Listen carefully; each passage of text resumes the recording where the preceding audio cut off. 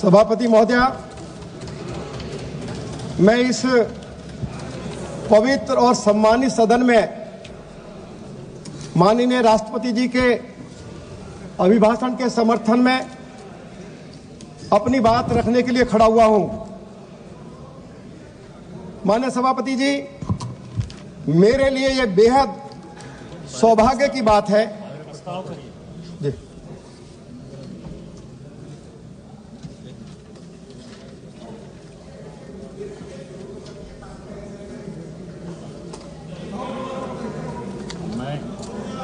ठीक है, जी जी प्रस्ताव करूं। आदरणीय सभापति महोदया, मैं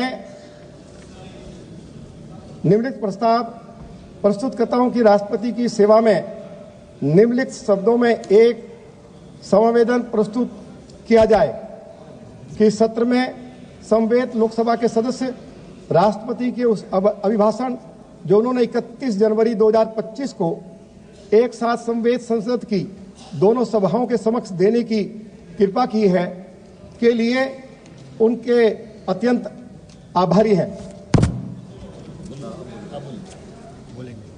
आदरणीय सभापति महोदया, मैं इस पवित्र और सम्मानित सदन में माननीय राष्ट्रपति जी के अभिभाषण के समर्थन में अपनी बात रखने के लिए खड़ा हुआ हूं।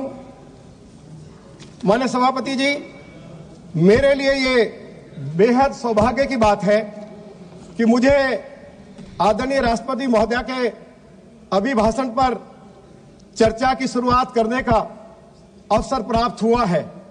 इसके लिए मैं आपके प्रति आभार व्यक्त करना चाहता हूं। माननीय राष्ट्रपति जी का अभिभाषण न केवल भारत के सर्वाधिक लोकप्रिय प्रधानमंत्री आदरणीय श्री नरेंद्र मोदी जी के नेतृत्व के वाली सरकार की नीतियों का दर्पण है, बल्कि यह देश के उज्जवल भविष्य की दिशा को भी स्पष्ट करने वाला है। आदरणीय सभापति महोदया, यह भारत का सौभाग्य है कि आज हमारे देश का नेतृत्व एक ऐसे दूरदर्शी और विश्व प्रसिद्ध राजनेता माननीय प्रधानमंत्री श्री नरेंद्र मोदी जी के हाथों में है, जिनके हृदय में इस देश की 140 करोड़ जनता के लिए प्रेम का सागर उमड़ता है। उन्हें इस देश की माटी से बेइंतहा लगाव है और उनकी आंखों में भारत को विश्व गुरु बनाने का सपना निरंतर पलता है। जैसा कि आदरणीय राष्ट्रपति जी ने अपने अभिभाषण में कहा है कि आज हमारा देश चहुमुखी विकास के रास्ते पर है। बीते 10 वर्षों में भारत ने तरक्की और विकास के लिए प्रतिमान स्थापित किए हैं। माननीय प्रधानमंत्री जी के नेतृत्व में उनकी सरकार का तीसरा काल भारत की समृद्धि का नया इतिहास रचेगा। जन कल्याण की नीतियों को तेजी से लागू किया जा रहा है। यह सचमुच भारत में समृद्धि का अमृतकाल है। आदरणीय सभापति महोदया, मैं प्रधानमंत्री जी के प्रति बहुत बहुत आभार व्यक्त करना चाहता हूं कि उन्होंने आम बजट में 12 लाख रुपए तक की आय पर कोई टैक्स नहीं लगाया है। उसकी घोषणा भी इस सदन में भारत की माननीय वित्त मंत्री महोदया ने की है। देश के मध्यम वर्ग के लोगों के लिए यह एक ऐतिहासिक फैसला है। देश की किसी भी सरकार ने आज तक मध्यम वर्ग को इतनी बड़ी राहत नहीं दी है। 8वें वेतन आयोग का गठन भी किया गया है। आदरणीय सभापति महोदया, भारतीय संविधान के 75 वर्ष पूरे हुए हैं। इस अवसर पर हमारे निर्माता पूज्य बाबा साहब भीमराव अंबेडकर को नमन करने का है। मुझे इस बात की खुशी है, पूरे देशवासियों को खुशी है कि माननीय प्रधानमंत्री श्री नरेंद्र मोदी जी देश के पहले प्रधानमंत्री हैं जिन्होंने बाबा साहब की 125वीं जयंती पर उनके जन्म स्थान पर महू में जाकर उन्हें श्रद्धासुमन अर्पित किए हैं।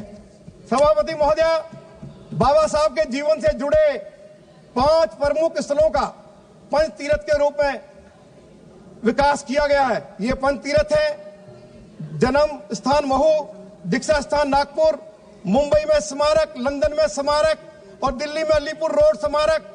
इसके अलावा दिल्ली में जनपद पर भी बाबा साहब की स्मृति में doctor Bhimrao Ambedkar international centre का निर्माण भी किया गया है। आदरणीय सभापति महोदय, 1990 से पहले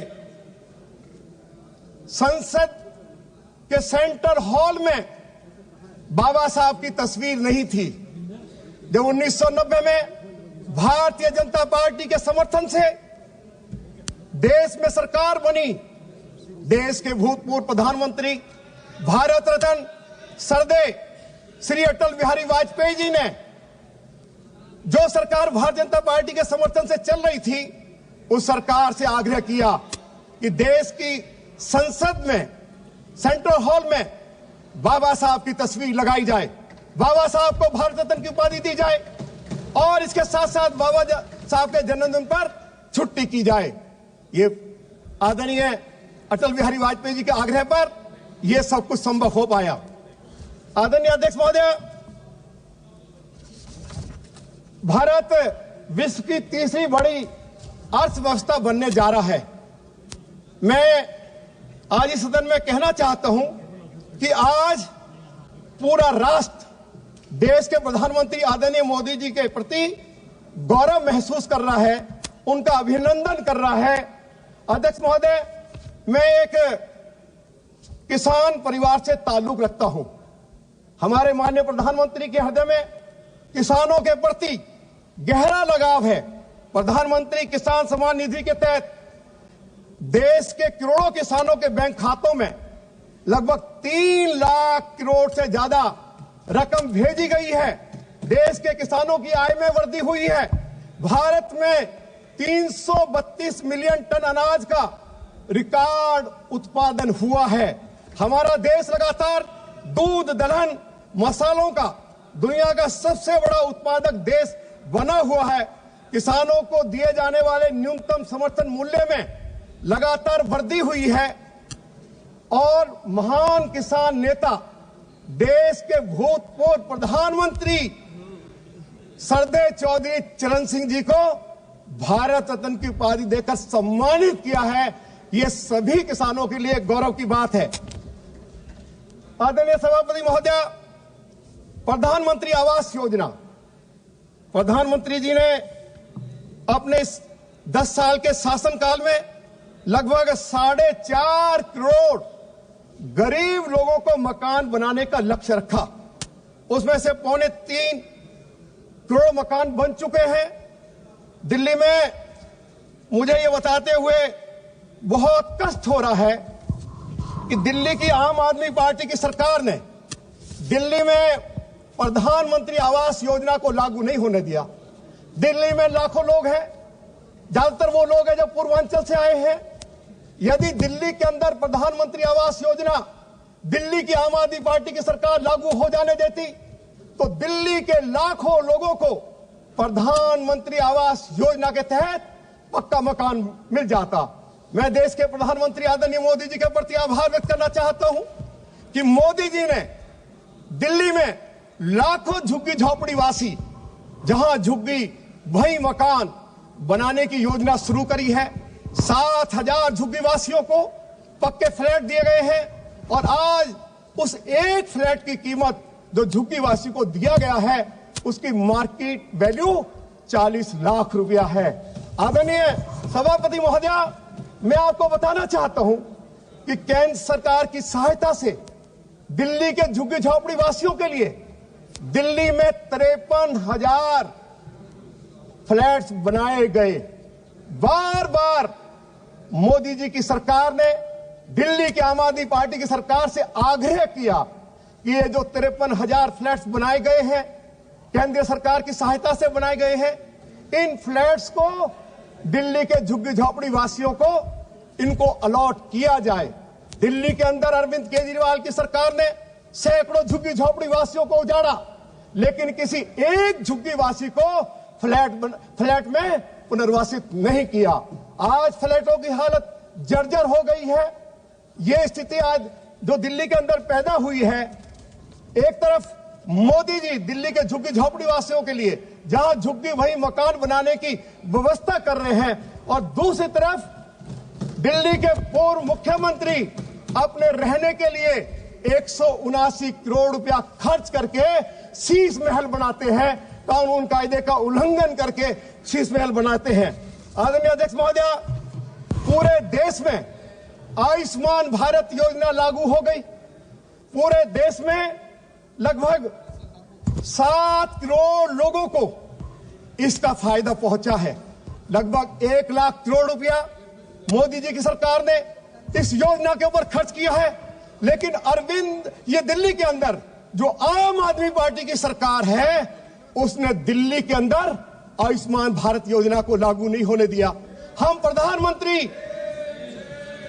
प्रधानमंत्री आदरणीय श्री नरेंद्र मोदी जी के प्रति आभार व्यक्त करना चाहते हैं कि उन्होंने ये फैसला लिया कि जो हमारे वरिष्ठ नागरिक हैं, जिनकी उम्र 70 साल से ज्यादा है, चाहे वो अमीर है चाहे वो गरीब है, सभी के लिए 5 लाख रुपए तक मुफ्त इलाज की व्यवस्था कर दी है।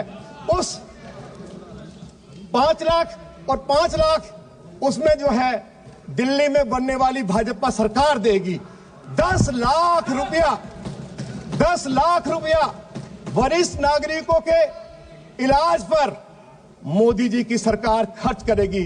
अरविंद केजरीवाल आम आदमी पार्टी की सरकार ने दिल्ली में इसको लागू नहीं होने दिया। आदरणीय सभापति महोदय, मैं आपको बताना चाहता हूं, जब किसी गरीब का बेटा बीमार होता है और अस्पताल में जाके जब वो दाखिल उसको किया जाता है, और मोदी जी की जो आयुष्मान भारत योजना है, उस योजना के चलते जब अस्पताल में उसका ठीक ठाक से इलाज हो जाता है, जब अपने घर लौट के आता है, तो उस बेटा के माँ बाप भगवान का शुक्राना करते हैं। और उसके बाद मालूम है क्या कहती है माँ, कि मोदी जी मेरा बेटा ठीक हो गया, मेरी उम्र भी मोदी जी को लग जाए, ये अंदर से आवाज आती है। और ऐसी योजना को दिल्ली की आम आदमी पार्टी की सरकार ने दिल्ली में लागू नहीं होने दिया। मैं इसके लिए कड़ी निंदा करना चाहता हूं। आदरणीय सभापति महोदय, दिल्ली के अंदर पीएम विश्वकर्मा योजना को लागू नहीं होने दिया। लगभग 2 करोड़ 62 लाख लोग अभी तक पूरे देश में रजिस्ट्रेशन करा चुके हैं। हमारे कारीगर, चाहे लुहार है, खाती है, कुम्हार है, मोची है, राजमिस्त्री है, ऐसे जो जिनके पास अपना हाथ का हुनर है, जो अपना कारोबार करना चाहते हैं, सम्मान के साथ कारोबार करना चाहते हैं, लेकिन कहीं ना कहीं आर्थिक संकट उनके सामने आ जाता है, तो मोदी जी की सरकार ने पीएम विश्वकर्मा योजना शुरू की। यदि किसी कारीगर को अपना कारोबार करने के लिए धन की आवश्यकता है, रजिस्ट्रेशन करवाइए। 1 लाख रुपए से लेकर 3 लाख रुपया 15 दिन के अंदर उपलब्ध हो जाएगा। इस पीएम विश्वकर्मा योजना को भी दिल्ली की आम आदमी पार्टी की सरकार ने लागू नहीं होने दिया। आदरणीय सभापति महोदय, दिल्ली में ही नहीं, दिल्ली की बात तो मैं बाद में करूंगा, पूरे देश भर में मोदी जी की सरकार ने 12 करोड़ शौचालय बनाए हैं। दिल्ली में हमारे लाखों झुग्गीवासी हैं जिनके पास शौचालय नहीं है।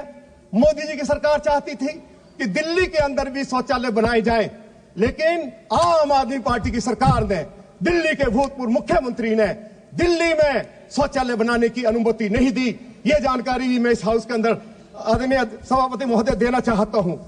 आदरणीय सभापति महोदय, देश के यशस्वी प्रधानमंत्री आदरणीय मोदी जी देश के 80 करोड़ लोगों को हर महीने मुफ्त राशन उपलब्ध करा रहे हैं। दिल्ली के अंदर मोदी जी की सरकार 72 लाख लोगों को 4 किलो गेहूं, 1 किलो चावल मुफ्त उपलब्ध करा रही है। लेकिन पिछले 10 सालों से दिल्ली की आम आदमी पार्टी की सरकार ने दिल्ली के गरीब लोगों को राशन कार्ड बनाकर नहीं दिया। यदि दिल्ली के गरीब लोगों को राशन कार्ड मिल जाएगा तो इससे मोदी जी की लोकप्रियता गरीब लोगों में बढ़ जाएगी। अरे दिल्ली में आम आदमी पार्टी के नेताओं, कम से कम यदि गरीबों के लिए कोई योजना देश के यशस्वी प्रधानमंत्री आदरणीय श्री मोदी जी के द्वारा चलाई जा रही है, आप उसमें अड़चन उत्पन्न कर रहे हो, मैं इसकी कड़ी निंदा करना चाहता हूं। आदरणीय अध्यक्ष महोदय, दिल्ली के अंदर उज्ज्वला योजना के अंतर्गत 10 करोड़ महिलाओं को लाभ पहुंचा है। देश भर में 14,000 जन औषधि केंद्र खोले हैं। मैं दिल्ली के बारे में जानकारी देना चाहता हूं कि 642 जन औषधि केंद्र दिल्ली में बनाए गए हैं। जो दवाई मार्केट में 100 रुपए की मिलती है, जन औषधि केंद्र से 20 रुपए में उपलब्ध हो जाती है। हजारों करोड़ रुपए का फायदा दिल्ली के मध्यम और गरीब लोगों को मोदी जी की सरकार के द्वारा जन औषधि केंद्र खोलकर पहुंचाया गया है। आदरणीय सभापति महोदय, बेहतर कौशल और नए अवसरों के सृजन के लिए 2 लाख करोड़ रुपए का पैकेज स्वीकृत किया गया है। इससे रोजगार के नए अवसर पैदा हुए हैं। मैं दिल्ली के बारे में आपको जानकारी देना चाहता हूं कि दिल्ली के अंदर हमारे कांग्रेस के लोग भी यहां बैठे हुए हैं। दिल्ली में शीला दीक्षित की सरकार थी। 2012 में सिंगापुर के साथ मिलकर एक वर्ल्ड क्लास स्किल सेंटर की नींव रखी गई। 40 एकड़ जमीन पर कम से कम 10,000 बच्चों को वहां उनको ट्रेनिंग मिलती। मोदी जी की सरकार ने लैंड यूज चेंज कर दिया, लेकिन 2012 से लेके आज तक जौनापुर में जो सिंगापुर सरकार की सहायता से जो वर्ल्ड क्लास स्किल सेंटर बनना था, दिल्ली की आम आदमी पार्टी की सरकार ने उसको नहीं बनने दिया। ये दिल्ली देहात के युवाओं की पीठ में छुरा घोंपा गया है, उनके साथ विश्वासघात किया गया है। आदरणीय सभापति महोदय,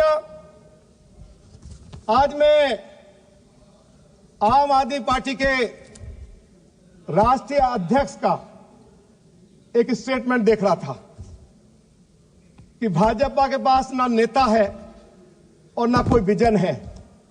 मैं उनको बताना चाहता हूं आपके माध्यम से, आदरणीय सभापति महोदय जी, हमारे पास अभी जो 2025 का जो सर्वे है, दुनिया का सबसे लोकप्रिय नेता आदरणीय नरेंद्र मोदी जी हैं, जो नेता भी हैं, जिनके काम करने की नीति भी उनके पास है और काम करने की नीयत भी है।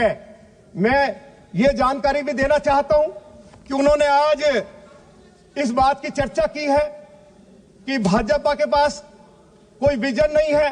तो मैं आज भारतीय जनता पार्टी की ओर से या केंद्र सरकार की ओर से मैं इस ऑनरेबल हाउस को यह जानकारी देना चाहता हूं कि पिछले 10 सालों में श्री नरेंद्र मोदी जी की सरकार ने जो दिल्ली को अनेक विकास के तोहफे दिए हैं, तो आम आदमी पार्टी के राष्ट्रीय अध्यक्ष जरूर अपने कान खोलकर सुने। मोदी जी ने प्रधानमंत्री बनने के बाद दिल्ली के चारों तरफ ईस्टर्न वेस्टर्न पेरिफेरल रोड बनाया। आदरणीय सभापति महोदय,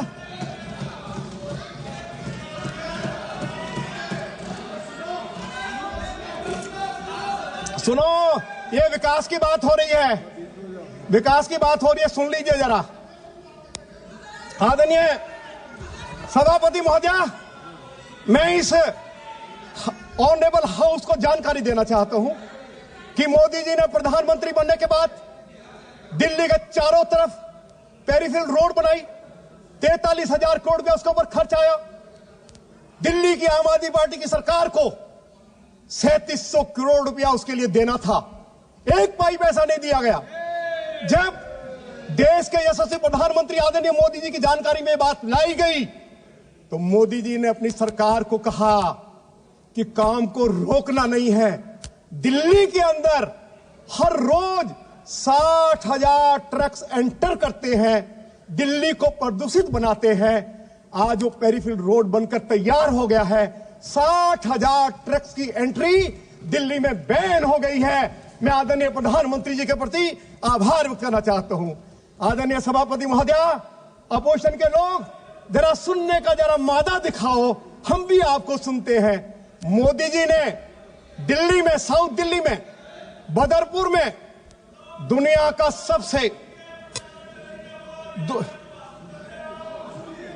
मोदी जी ने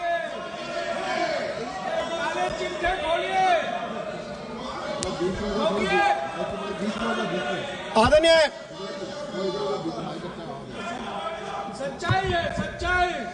आदरणीय सभापति महोदया, आप सुनने का जरा मादा रखिए। आपको बोलने का अवसर मिलेगा, आपको जो बोलना बोलिए। आदरणीय सभापति महोदया, मोदी जी ने साउथ दिल्ली में, बदरपुर में दुनिया का सबसे बड़ा इको पार्क बनाया है।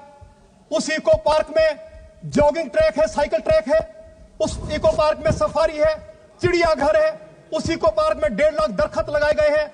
आपको मालूम है ये इको पार्क कहां बनाया है? एनटीपीसी की राखी का ढेर था। 885 एकड़ जमीन पर राखी का ढेर था। आज उस राखी के ढेर पर दुनिया का सबसे बड़ा इको पार्क दिया है, और जिसमें सफारी भी है, चिड़ियाघर भी है, 1.5 लाख दरख्त लगाए गए हैं। आदरणीय सभापति महोदय, मैं आपको जानकारी देना चाहता हूं कि उस इको पार्क में, उस राखी के ढेर पर बोटिंग लेक बनाया है। हमारे बच्चे बोटिंग करेंगे। और आज मैं ये बात कहने के लिए खड़ा हुआ हूं, ये काम यदि इस धरती पर भगवान आ जाए तो तब संभव है। और ये काम या ये जो चमत्कार जो किया है दिल्ली की धरती पर, ऐसा चमत्कार देश के यशस्वी प्रधानमंत्री आदरणीय नरेंद्र मोदी कर सकते हैं, कोई दूसरा व्यक्ति नहीं कर सकता है। मैं बात कहना चाहता हूं आदरणीय सभापति महोदया, प्रगति मैदान के साथ 1.5 किलोमीटर लंबी टनल बनाई गई है। दिल्ली में ट्रैफिक की समस्या है। 1000 करोड़ रुपया मोदी जी की सरकार ने उस 1.5 किलोमीटर लंबी टनल पर खर्च किया। और दिल्ली की आम आदमी पार्टी सरकार को 20% आम आदमी पार्टी की सरकार को उस टनल को बनाने के लिए देना था। हमारे कॉमर्स मिनिस्टर यहां नहीं है। मैं आपको जानकारी देना चाहता हूं, एक नया पैसा उस टनल बनाने के लिए आम आदमी पार्टी की सरकार ने कंट्रीब्यूट नहीं किया। जब देश के माननीय प्रधानमंत्री जी के सामने मामला लाया गया, उन्होंने कहा कि दिल्ली की ट्रैफिक व्यवस्था को ठीक करना है, पैसा जितना लग जाए, दिल्ली की आम आदमी पार्टी की सरकार एक पैसा ना दे, लेकिन टनल के काम को रोकना नहीं है। यह है आदरणीय सभापति महोदया, मैं साउथ दिल्ली को रिप्रेजेंट करता हूं। आप कभी मथुरा रोड पर गई होंगी, हमारे सभी अपोजिशन के हमारे ऑनरेबल मेंबर्स जाते हैं। मथुरा रोड पर घंटों घंटों जाम लगा रहता है।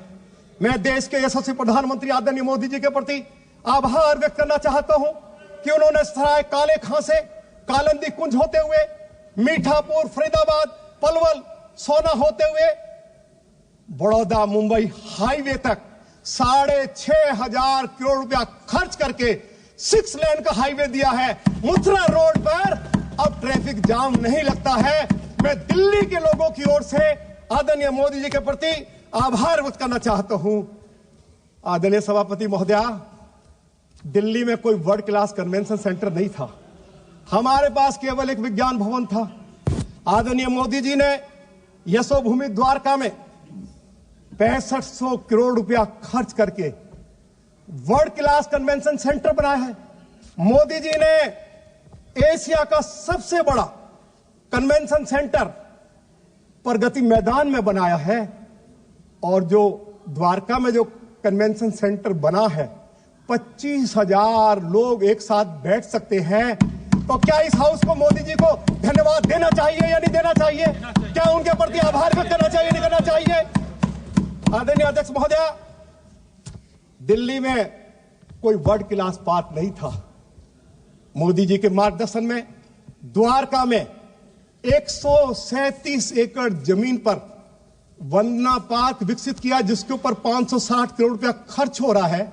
उसकी नींव देश के यशस्वी गृह मंत्री आदरणीय अमित शाह जी ने रखी थी। वो बनकर तैयार हो गया है। आज दिल्ली के लाखों लोग जब उसमें मॉर्निंग वॉक करते हैं, ओपन जिम लगा दिए हैं, जब बच्चे कसरत करते हैं तो मन से वो मोदी जी को दुआ देते हैं। ये मैं आपकी जानकारी में लाना चाहता हूं। आदरणीय अध्यक्ष महोदय, यदि हम इंडिया गेट की तरफ चलें,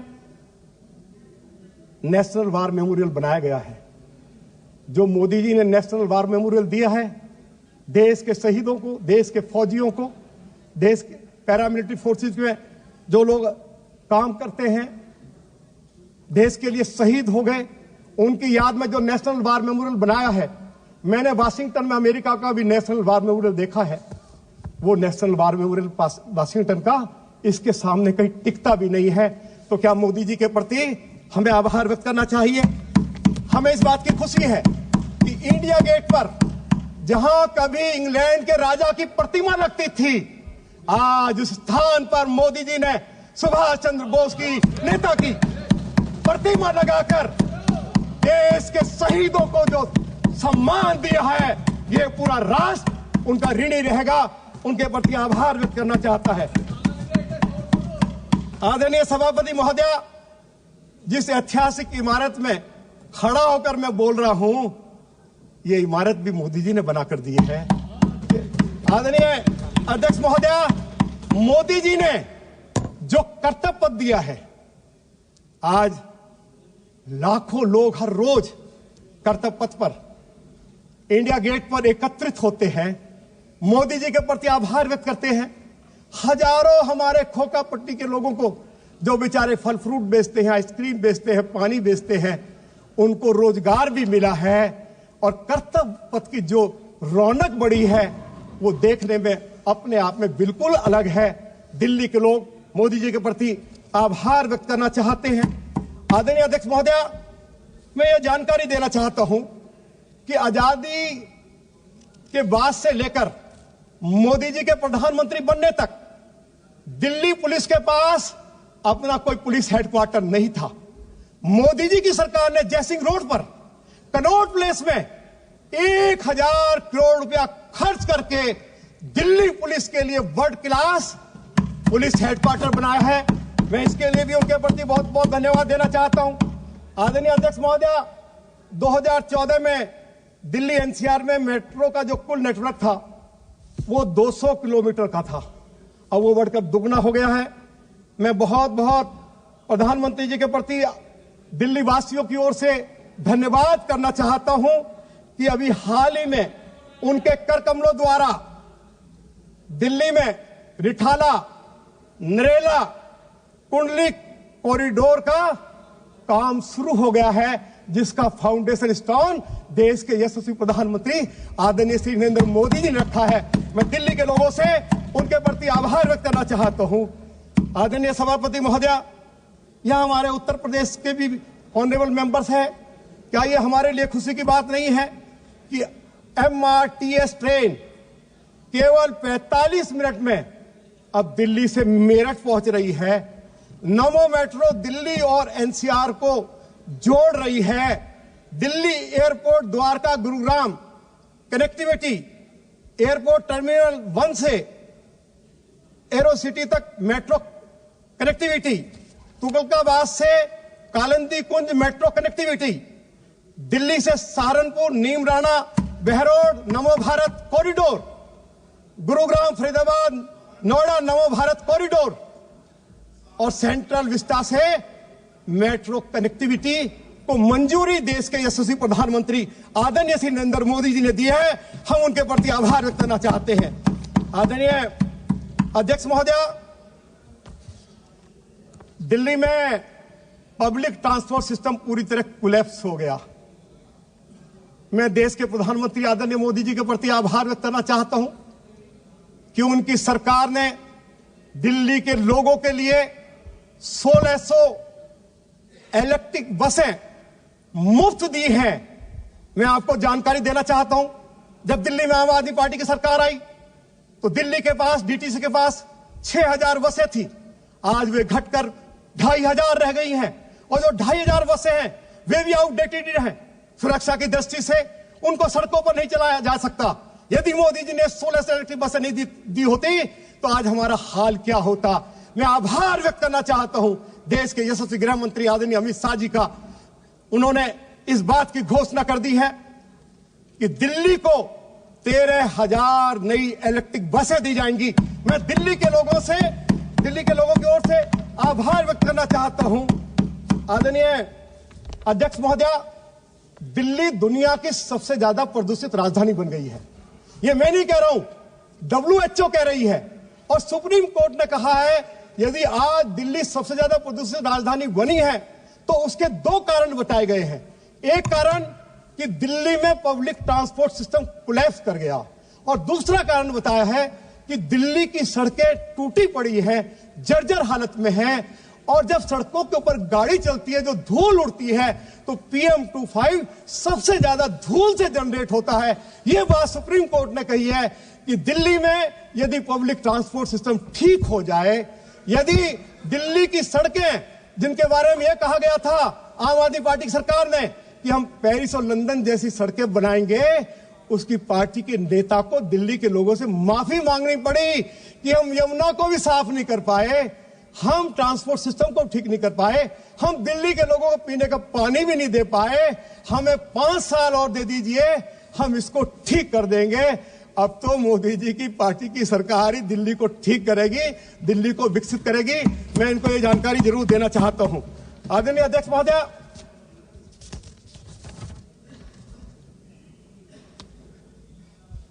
दिल्ली के अंदर उत्तर प्रदेश से, हरियाणा से, पंजाब से हर रोज 40,000 कमर्शियल वाहन दिल्ली रोज आते हैं।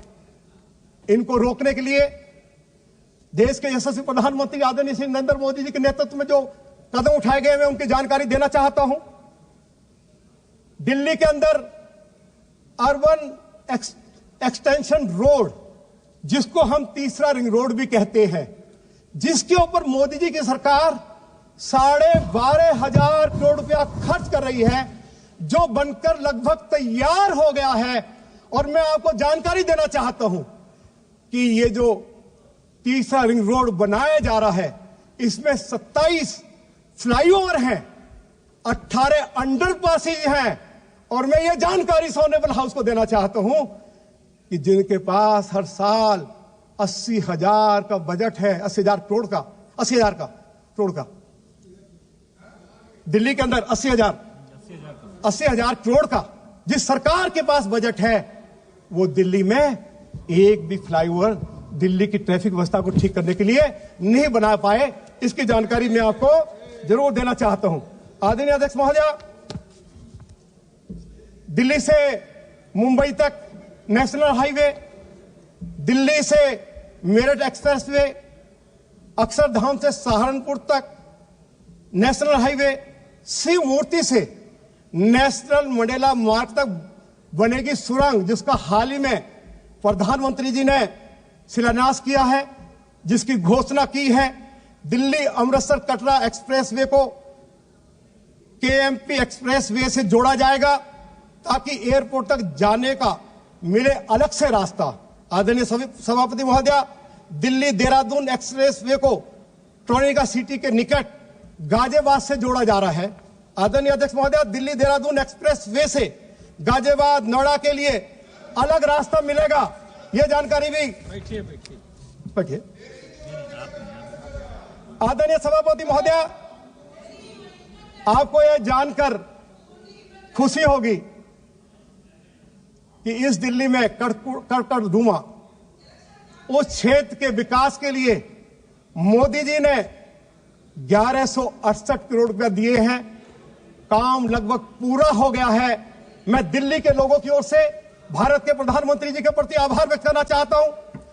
आपको जानकर खुशी होगी कि दिल्ली में आम आदमी पार्टी की सरकार दिल्ली को एक भी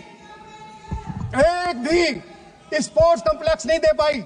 आदरणीय मोदी जी के सहयोग से, उनके मार्गदर्शन में द्वारका में इंटरनेशनल स्पोर्ट्स कॉम्प्लेक्स बनाया गया है, जिसके ऊपर 572 करोड़ रुपया खर्च हो रहे हैं।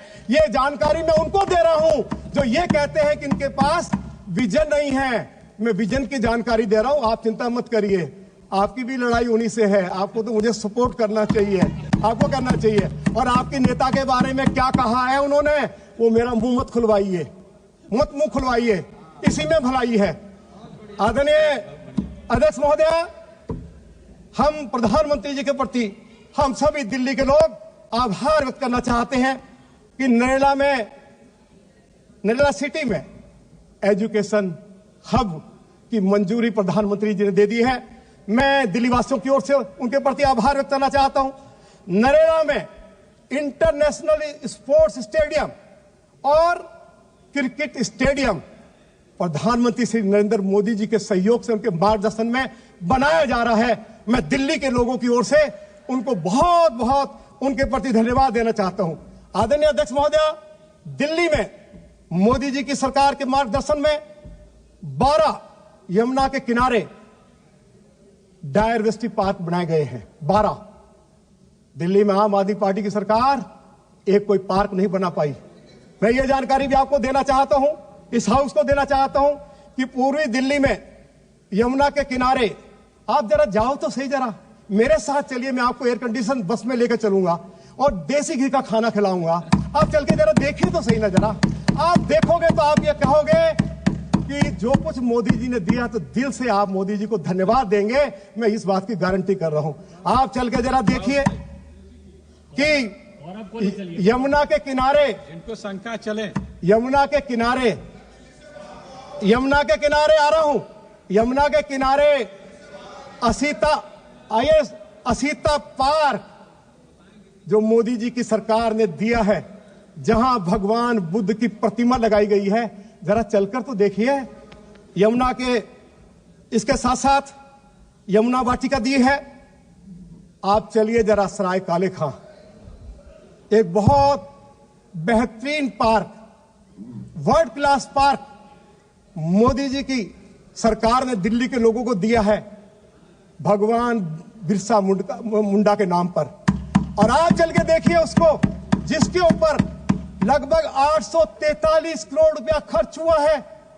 और जब आप जाएंगे और उस पार्क में भगवान बिरसा मुंडा की जो प्रतिमा लगाई गई है, तो उसको देखकर आपका मन गदगद हो जाएगा। यह जानकारी भी मैं आपको देना चाहता हूं। उस पार्क का नाम है बासेरा पार्क।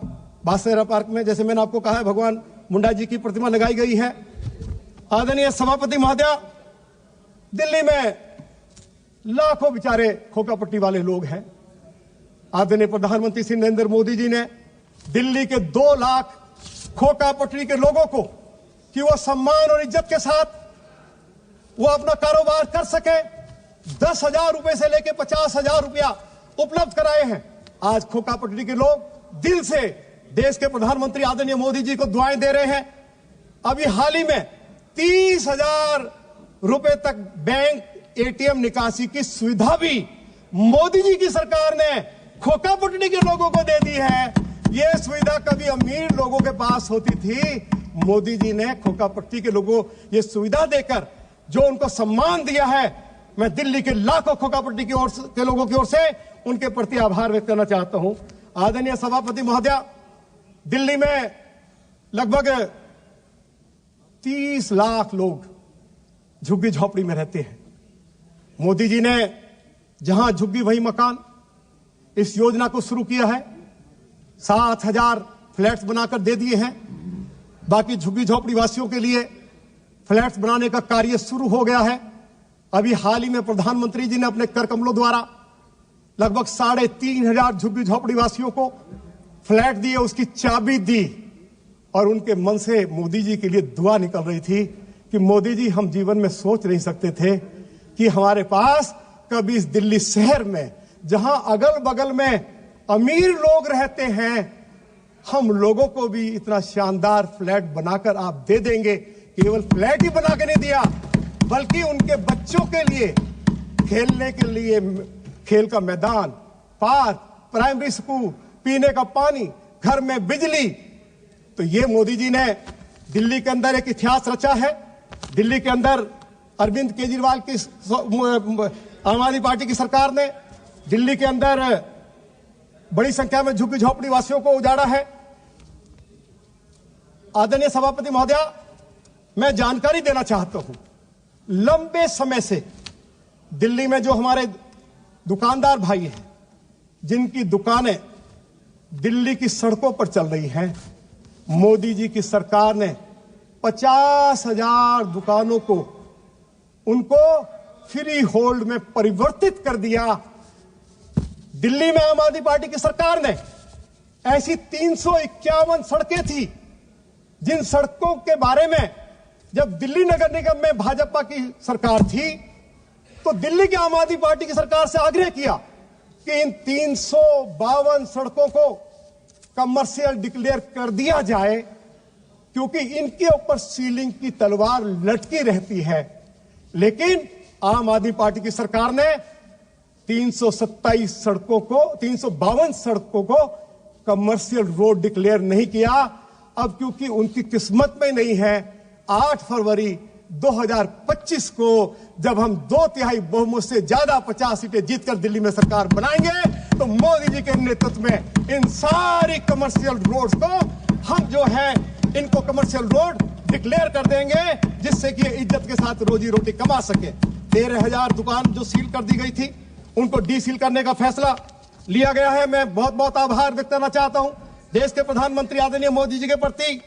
आदरणीय सभापति महोदय, दिल्ली के अंदर लगभग 1729 कॉलोनीज है।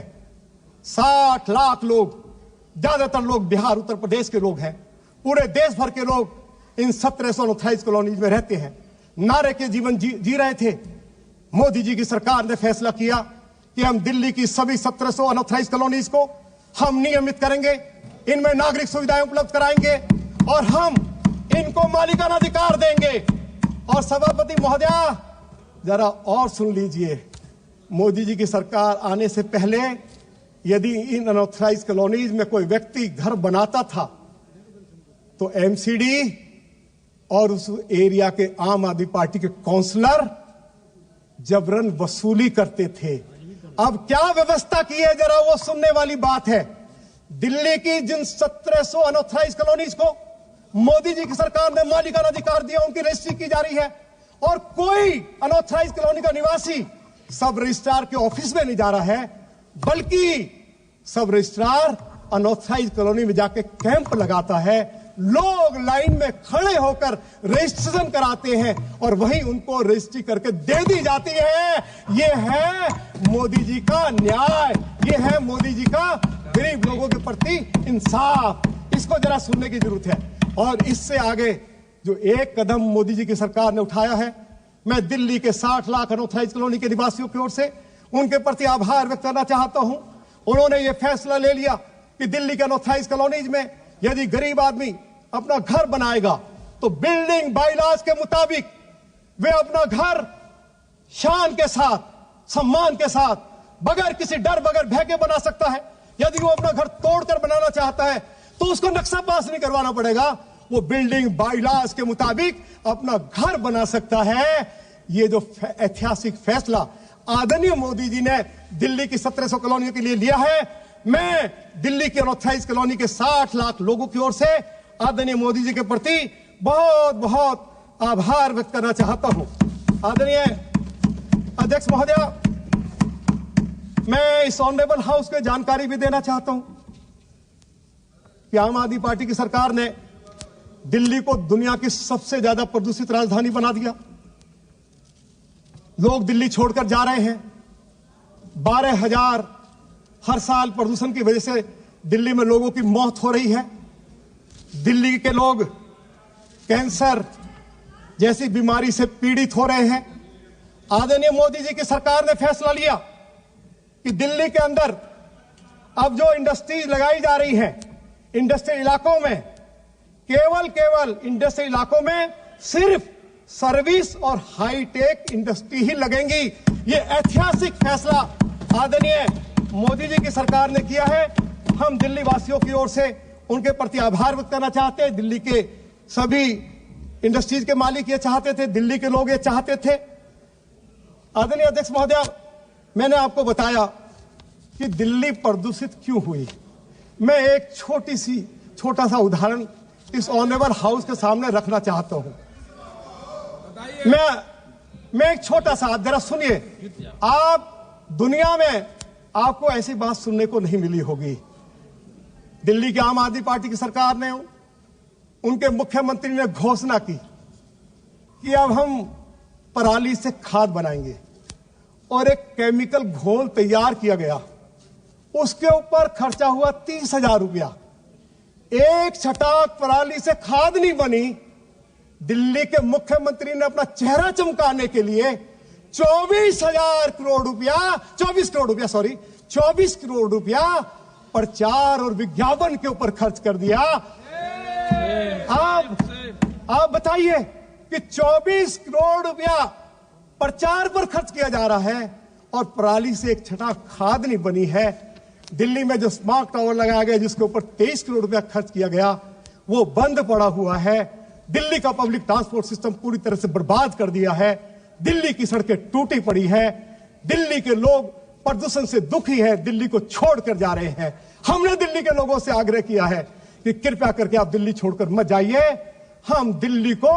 हम इसको प्रदूषण से दिल्ली के लोगों को छुटकारा दिलवाएंगे। वो समय आ गया है। हमने दिल्ली के लोगों के साथ आदरणीय सभापति महोदया हमने ये उनको विश्वास दिलाया है। मैं आपको जानकारी देना चाहता हूं कि मोदी जी की सरकार ने दिल्ली में 3 नए कॉलेज भी दिए हैं। मैं ये जानकारी भी और इस ऑनरेबल हाउस को देना चाहता हूं कि मोदी जी की सरकार ने हाल ही में सूरजमल विहार में दिल्ली विश्वविद्यालय का ईस्ट कैंपस भी दिया है। मोदी जी की सरकार ने हाल ही में द्वारका में दिल्ली विश्वविद्यालय का वेस्ट कैंपस भी दिया है। रोशनपुरा नजफगढ़ में वीर सावरकर जी के नाम पर कॉलेज की नींव भी रखी गई है। मैं दिल्ली के लोगों की ओर से आदरणीय प्रधानमंत्री जी के प्रति आभार व्यक्त करना चाहता हूं। आदरणीय सभापति महोदया, इसके अलावा मैं ये जानकारी भी देना चाहता हूं इस ऑनरेबल हाउस को, हमारे कांग्रेस के मित्र भी सुने कि जब दिल्ली में श्री मदन लाल खुराना की सरकार थी, वो दिल्ली के मुख्यमंत्री थे। उसके बाद डॉक्टर साहिब सिंह वर्मा दिल्ली के मुख्यमंत्री बने। उन्होंने दिल्ली को 12 नए कॉलेजेस दिए, fully funded by Delhi government. और आज मैं जानकारी देना चाहता हूं इस हाउस को कि दिल्ली में 12 कॉलेजेस दिए, fully funded by Delhi government. Delhi की आम आदमी पार्टी की सरकार टीचिंग स्टाफ को, नॉन टीचिंग स्टाफ को हाई कोर्ट की डायरेक्शन के बाद उनको वेतन नहीं दे पा रही है। यह है आम आदमी पार्टी की सरकार। मैं सभापति महोदया आपको बताना चाहता हूं कि जहां एक तरफ मोदी जी ने जो कुछ व्यवस्था दिल्ली के लोगों के लिए शिक्षा के क्षेत्र में की है, मैंने उसकी चर्चा की है। दिल्ली के अंदर एक नया कॉलेज पिछले 10 सालों में आम आदमी पार्टी की सरकार नहीं खोल पाई। दिल्ली के अंदर 50 कॉलेज खोलने का वायदा किया था। दिल्ली के अंदर 500 नए स्कूल खोलने की बात कही गई थी। दिल्ली में 78 स्कूलों को बंद कर दिया गया। आदरणीय सभापति महोदया, आज दिल्ली के 60% स्कूलों में प्रिंसिपल नहीं है। 40% स्कूलों में आज वाइस प्रिंसिपल नहीं है। और दिल्ली के 70% स्कूलों में साइंस की पढ़ाई नहीं है। 45% स्कूलों में कॉमर्स की पढ़ाई नहीं है। मैं पूछना चाहता हूं कि हमारे बच्चे डॉक्टर इंजीनियर कैसे बनेंगे? ये वायदा किया जाता है गेस्ट टीचर्स के साथ कि हम सरकार में आएंगे, हम दिल्ली के 25,000 गेस्ट टीचर्स को रेगुलराइज करेंगे। आज गेस्ट टीचर्स को नौकरी से बाहर किया गया है। आज दिल्ली के स्कूल्स में 25,000 टीचर्स की कमी है। जो लोग ये कहते हैं, जरा सुन लीजिए, जो लोग ये कहते हैं, जरा इनके कारनामे सुन लीजिए। ये कहते हैं कि हमारा वर्ल्ड क्लास एजुकेशन मॉडल है। मैं आपको जानकारी देना चाहता हूं, 12वीं क्लास में दिल्ली 6ठे स्थान पर रही है, जबकि 10वीं क्लास में दिल्ली का स्थान 15वां रहा है। जरा सुन लीजिए।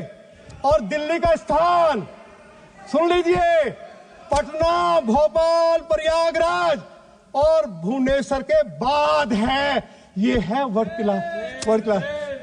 आप जरा सुनने का मादा रखिए। आज अध्यक्ष महोदय,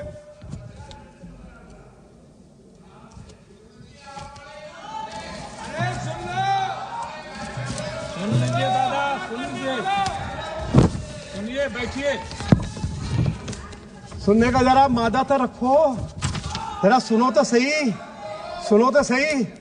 ये बोलते रहिए आप। आदरणीय सभापति महोदया,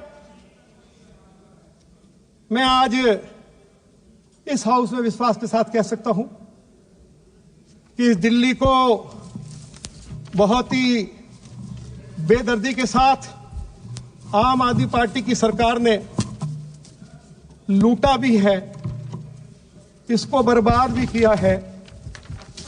मैं ये कह सकता हूं कि दिल्ली को महमूद गजनी ने भी लूटा, मोहम्मद गोरी ने भी लूटा, तैमूर लंग ने भी लूटा, नादिर शाह ने भी लूटा, अहमद शाह अब्दाली ने भी लूटा, अंग्रेज ने भी लूटा, और इस दिल्ली को बहुत बेदर्दी के साथ आम आदमी पार्टी के नेताओं ने भी लूटा है।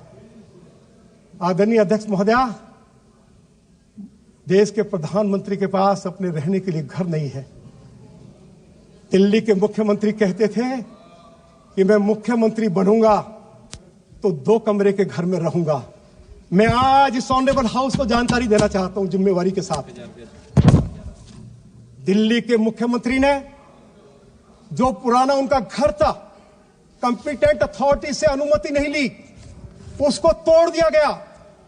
उसके स्थान पर जो 179 करोड़ रुपया खर्च करके शीश महल बनाया, आदरणीय अध्यक्ष महोदया, उसके ऊपर 179 करोड़ रुपया खर्चा हुआ। 53 करोड़ रुपया उसके निर्माण पर खर्चा हुआ। अंग्रेज के समय के जो दरखत लगे हुए थे, कंपिटेंट अथॉरिटी से अनुमति नहीं ली गई, उनको काट दिया गया। और जो शीश महल बनाया है, जो सबसे बड़ा पाप उन्होंने किया है कि उन्होंने कंपिटेंट अथॉरिटी से उसका नक्शा भी नहीं पास करवाया। बगैर नक्शे पास कराए हुए शीश महल बना दिया गया। आदरणीय सभापति महोदया, उनके घर के बगल में 21 क्लास 1 ऑफिसर्स के फ्लैट्स थे, उसमें एक जज भी रह रहे थे। उन 21 फ्लैट्स को तोड़ दिया गया। जज जो सबको न्याय देते हैं, वो गुहार करते रहे दिल्ली के मुख्यमंत्री से कि मुझे थोड़ा समय दे दो, मेरे बच्चे स्कूल जा रहे हैं, मैं थोड़े समय के बाद ये फ्लैट खाली कर दूंगा। लेकिन एक नहीं सुनी गई। 21 के 21 फ्लैट्स को तोड़कर चीफ मिनिस्टर रेजिडेंस का हिस्सा बना लिया गया। मैं आपको यह जानकारी भी देना चाहता हूं कि उनकी बगल में दिल्ली के होम सेक्रेटरी की कोठी थी, उनके बगल में डीडीए के वाइस चेयरमैन की कोठी थी। दोनों कोठियों को दिल्ली मुख्यमंत्री निवास का हिस्सा बना लिया गया। और जो 53 करोड़ रुपया में हमारी सीपीडब्ल्यूडी के नॉर्म्स क्या कहते हैं, यदि आप अपने लिए कुछ भी सड़क बना रहे हैं, घर बना रहे हैं, बनाइए आप, लेकिन आप पीडब्ल्यूडी नॉर्म्स का पालन करेंगे या नहीं करेंगे? सभापति महोदया, 10 करोड़ रुपया उस घर के ऊपर खर्च होना था, उसको बढ़ाकर 53 करोड़ रुपया कर दिया गया। टेंडर नहीं बुलाए गए। तो इससे बड़ा मैं समझता हूं कि दुनिया में इससे बड़ा भ्रष्टाचार का दूसरा उदाहरण आपको पूरे देश में देखने को नहीं मिलेगा। आदरणीय सभापति महोदया, मोदी जी की सरकार ने, आप जरा, मैं आप ऑनरेबल हाउस को बताना चाहता हूं, हमारा दिल रोता है कि क्या कैसी दिल्ली थी, आज उस दिल्ली का कितना उसको बदहाल बना दिया गया है। आदरणीय सभापति महोदया, दिल्ली की यमुना को साफ करने के लिए मोदी जी की सरकार ने 8,500 करोड़ रुपए उपलब्ध कराए। निरंतर भारत सरकार के जल मंत्री पहले नितिन गडकरी साहब थे, उसके बाद शेखावत जी हो गए। बार बार दिल्ली की आम आदमी पार्टी की सरकार को, मुख्यमंत्री को चिट्ठी लिखी गई कि 8,500 करोड़ रुपया आखिर कहां खर्च किया गया है, उसकी हमें जानकारी दे, उसका हिसाब किताब दे। जल बोर्ड के खातों की तो सीएजी से जांच नहीं करवाई जाती, हाईकोर्ट ने भी डायरेक्शन दी है। लेकिन 8,500 करोड़ रुपया इसलिए दिया था कि दिल्ली के जो 24 गंदे नाले यमुना में गिरते हैं, जहां वो नाले गिरते हैं वहां 24 सीवेज ट्रीटमेंट प्लांट बनाए जाएं। दिल्ली में एक भी सीवेज ट्रीटमेंट प्लांट नहीं बनाया गया और दिल्ली की यमुना आज पहले से 3 गुना ज्यादा दूषित हो गई है। मैं इस ऑनरेबल हाउस को एक और इंटरेस्टिंग बात बताना चाहता हूं, आपको सुनकर हैरानी होगी। मैं ये जानकारी आपको देना चाहता हूं, सुप्रीम कोर्ट यमुना को साफ करवाते करवाते थक गए। उन्होंने एनजीटी की जिम्मेवारी लगाई कि एनजीटी यमुना की सफाई करवाए। एनजीटी भी यमुना की सफाई करवाते करवाते थक गई। दिल्ली की आम आदमी पार्टी की सरकार सुनने के लिए तैयार नहीं थी। एनजीटी ने क्या आदेश दिया? एनजीटी ने आदेश दिया दिल्ली के एलजी को कि आप दिल्ली की यमुना को साफ करने की जिम्मेवारी लीजिए और हम एक कमेटी का गठन कर रहे हैं, उसका चेयरमैन आपको बनाया जाता है। दिल्ली के ऑनरेबल लेफ्टिनेंट गवर्नर ने दिन रात लगकर कमेटी के मेंबर्स के साथ, दिल्ली सरकार के अधिकारियों के साथ मिलकर यमुना का 11 किलोमीटर लंबा स्ट्रेच साफ कर दिया। और उसके बाद दिल्ली की आम आदमी पार्टी की सरकार सुप्रीम कोर्ट चली जाती है कि ये जो कार्य एनजीटी ने दिल्ली के लेफ्टिनेंट गवर्नर को दिया है, इसको रोका जाए। सुप्रीम कोर्ट ने स्टे कर दिया। यदि स्टे नहीं हुआ होता तो दिल्ली के ऑनरेबल लेफ्टिनेंट गवर्नर एनजीटी के आदेश पर जो उन्होंने यमुना की सफाई का काम शुरू किया था, आज यमुना की सफाई हो जाती। और आज इस हाउस में मैं खड़े होकर कह रहा हूं कि आम आदमी पार्टी के नेताओं, आपने यमुना मैया के साथ पाप किया है। 8 फरवरी 2025 को जब नतीजे आएंगे, यमुना मैया का श्राप आपको लगेगा। आज ये बात मैं इस हाउस के अंदर कह रहा हूं। आपका झगड़ा रामवीर सिंह धूरी से हो सकता है, आपका झगड़ा मोदी जी के साथ हो सकता है, लेकिन यदि यमुना दूषित हो गई है और वही यमुना का पानी जिसको ट्रीट कर कर हम सब लोग लुटियन जोन में पीते हैं, तो यदि दिल्ली के ऑनरेबल लेफ्टिनेंट गवर्नर ने एक शानदार, एक ऐतिहासिक पहल की, उसका स्वागत होना चाहिए था, उसका विरोध किया गया। आदरणीय सभापति महोदया, हमारी केंद्र सरकार ने दिल्ली में पीने की पानी की समस्या को समाप्त करने के लिए दिल्ली के जल बोर्ड को लगभग 7,000 करोड़ रुपए से ज्यादा उपलब्ध कराए। आज जो 7,000 करोड़ रुपए दिए गए, उनका कोई हिसाब किताब केंद्र सरकार को दिया नहीं जा रहा है। दिल्ली के लोग बूंद बूंद पानी के लिए तरस रहे हैं। दिल्ली के अंदर दिल्ली जल बोर्ड ने, ये मैं नहीं कह रहा हूं, दिल्ली जल बोर्ड की रिपोर्ट कह रही है, दिल्ली जल बोर्ड ने 7,500 सैंपल्स उठाए, उनमें से 2,500 सैंपल्स फेल हो गए। डॉक्टर्स की रिपोर्ट यह है कि इस पानी को पीकर दिल्ली के लोगों का पेट खराब हो रहा है, लोगों की किडनी खराब हो रही है, लीवर खराब हो रहा है। जल बोर्ड आपके शासन में हमारे बैठे हैं ना, क्या नाम है हमारे एमपी साहब, 600 करोड़ रुपए के मुनाफे में था। आज 75,000 करोड़ रुपए के घाटे में चल रहा है। जल बोर्ड में सैकड़ों करोड़ रुपए के घोटाले हुए हैं। बार बार हाईकोर्ट ने कहा कि खातों की जांच सीएजी से कराई जाए, हाईकोर्ट के आदेश का पालन नहीं हुआ। आज तक खातों की जांच नहीं हुई क्योंकि सैकड़ों करोड़ रुपए का घोट 2800 करोड़ रुपए का, वो तो सारी चीजें अभी, क्योंकि आगे जब दिल्ली में भाजपा की सरकार आ रही है, उसकी जांच पड़ताल तो कराई जाएगी और उनके खिलाफ कार्रवाई तो होगी। आदरणीय सभापति महोदया, दिल्ली के अंदर अनेक ऐतिहासिक विकास के कार्य आदरणीय श्री नरेंद्र मोदी जी के द्वारा किए गए हैं। और दूसरी तरफ आप देख सकते हो कि जिन लोगों ने वायदा किया था हम दिल्ली में 50 कॉलेज खोलेंगे, हम दिल्ली में नए 500 स्कूल्स खोलेंगे, उन लोगों ने 500 स्कूल तो नहीं खोले, 50 तो नए कॉलेज नहीं खोले, लेकिन दिल्ली में एक ऐसी नई शराब नीति लाई गई जिसके बारे में कहा गया कि यह वर्ल्ड क्लास एक्साइज पॉलिसी है। आदरणीय सभापति महोदय, मैं बताना चाहता हूं, जब हाउस में इसके ऊपर चर्चा हो रही थी, लीडर ऑफ अपोजिशन था, कहा गया कि जो नई एक्साइज पॉलिसी लाए हैं, दिल्ली के युवाओं को, महिलाओं को आसानी से शराब सुलभ हो जाएगी। यह भी कहा गया कि दिल्ली सरकार की आय बढ़ जाएगी। यह भी कहा कि यह वर्ल्ड क्लास एक्साइज पॉलिसी है। शराब के ठेकेदारों का कमीशन 2% से बढ़ाकर 12% कर दिया।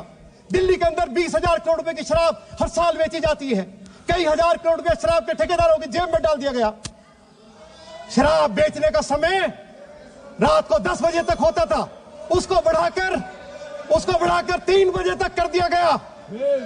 आदरणीय अध्यक्ष महोदय, रेजिडेंशियल एरियाज में जब शराब के हजारों ठेके खोले, हमने हाउस में खड़े होकर कहा था कि दिल्ली के मुख्यमंत्री की आंख में आंख डालकर कि हम दिल्ली में रिहायशी क्षेत्रों में शराब के ठेके नहीं खोलने देंगे, अपने युवाओं को बर्बाद नहीं होने देंगे। हम भगवान की सौगंध खाते हैं, यदि हम विफल हो गए तो हाउस की मेमोरी छोड़ के चले जाएंगे। अरे स्कूल खोलने वालों, कॉलेज खोलने वालों, एक बोतल के साथ एक बोतल फ्री देने का काम शुरू कर दिया। स्कूल कॉलेज खुले नहीं, अद्धा के साथ पौवा फ्री, बोतल के साथ बोतल फ्री। ये हाल हमने दिल्ली का होते हुए देखा है। और अंत में मैं, अब क्योंकि आपने घंटी बजा दी है सभापति महोदया, मैं एक बात जरूर कहना चाहता हूं जी। अच्छा ठीक है,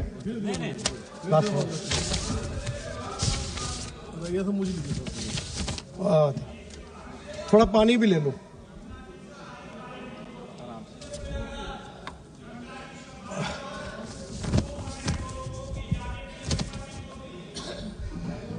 वो आप बोल रहा राजीव भाई, कंप्लीट करिए माननीय सदस्य प्लीज। वो आपको बोल रहा है। अभी शीश महल पर सुनो। अभी सुनाया तो है शीश महल पर। हाँ, माननीय आदरणीय सदस्य रामवीर जी विदुड़ी जी प्लीज सभापति महोदया, कंप्लीट करिए। आपकी घंटी बज गई है। मैं अपने भाषण को समाप्त करने जा रहा हूं इन शब्दों के साथ। आदरणीय सभापति महोदया, 18 फरवरी 2025 को हम आएंगे, दिल्ली को भ्रष्टाचार मुक्त, मोदी जी के सपनों की विकसित दिल्ली बनाएंगे। मैं इन शब्दों के साथ मैं राष्ट्रपति महोदया के अभिभाषण का जोरदार तरीके से समर्थन करता हूं। उनके प्रति बहुत बहुत आभार व्यक्त करना चाहता हूं। आपने मुझे बोलने का अवसर दिया, आपके प्रति भी बहुत बहुत आभार व्यक्त करना चाहता हूं। जो हमारे अपोजिशन के साथी हैं, छोटी मोटी टोका टाकी करते रहे, लेकिन दिल से तो वो भी सुनना चाहते थे कि जिस आदमी ने इस दिल्ली को पूरी तरह बर्बाद करके रख दिया, इसको जितना भी ठोका जाए, ये हाउस भी सुनना चाहता है।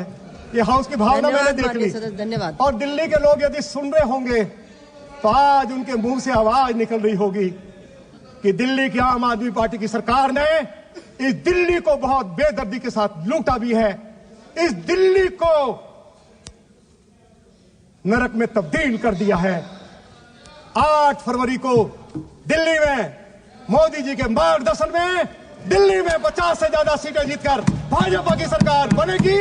और मोदी जी का जो सपना है कि दिल्ली को वर्ल्ड क्लास सिटी बनाया जाए, दिल्ली वासियों का ये सपना मोदी जी के मार्गदर्शन में दिल्ली में बनने वाली भाजपा की सरकार पूरा करेगी। बहुत बहुत धन्यवाद। जय हिंद। माननीय सदस्य श्री रविशंकर प्रसाद जी।